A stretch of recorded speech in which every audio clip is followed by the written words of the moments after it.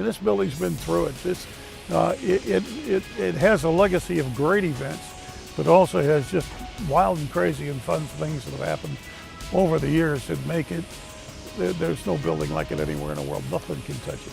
I first met Bill Curl when I was working as a reporter for the Fox affiliate in Indianapolis. We were covering a Colts Saints game, and with Peyton Manning and Jim Moore, there were plenty of storylines.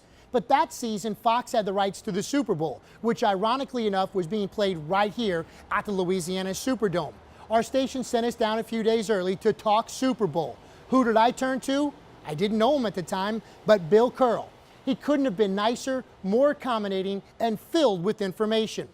I moved to New Orleans the next year and have known Bill for the last 10 years. And over that past decade, he hasn't changed a bit.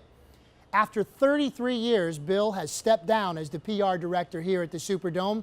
So what better time than to shine the Army Strong spotlight on Bill Curl. Ironic that we're talking to Bill Curl when there's a lot of activity going on. They're getting ready for Essence. Bill, when you look around this place, what is the first thing that comes to mind after 33 years working at the Louisiana Superdome? Well, I think walking in the dome for the first time, a thrill for me. It opened while I was out of town, and to come in and see this place, and then to have that opportunity hundreds and hundreds of times to show somebody the dome for the first time. I think maybe the most memorable out of all of those was when John McKithen's mother saw it for the first time. A 90-year-old lady in a wheelchair. John was very involved in getting what was necessary through the legislature and what Dave Dixon had him propose to get this place built. And that lady was so thrilled. We rolled out on one of the ramps up here at the terrace, and it was just like a whole world opened in front of her. And just to see the look on her face, and then to see it so many times on the faces of young kids when they walk out on this floor, high school football players when they run out on the turf for the first time, when they're playing in the championship, school groups when they come in, writers from all over the world when we reopen the dome, to stand up at the terrace with a film crew from Portugal and places like that. And, you know, they were so amazed with the place. They stood up there and we did the interview, and then they took a little pocket camera. Do you want me to take pictures of them standing in the dome?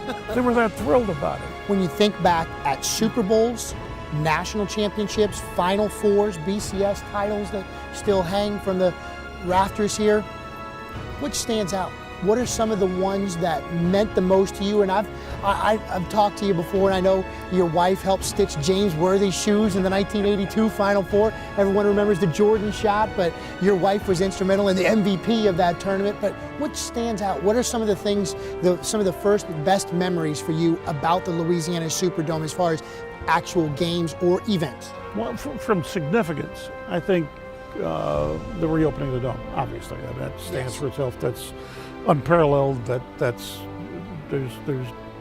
you don't need to say anything to embellish that.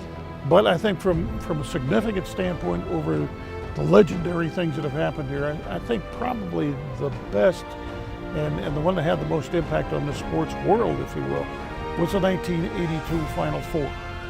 Because the Final Four had previously been held in the Astrodome with the court out in the middle and no seats around it, and it was a disaster. It was an artistic flop, and they swore they'd never go back to a dome facility.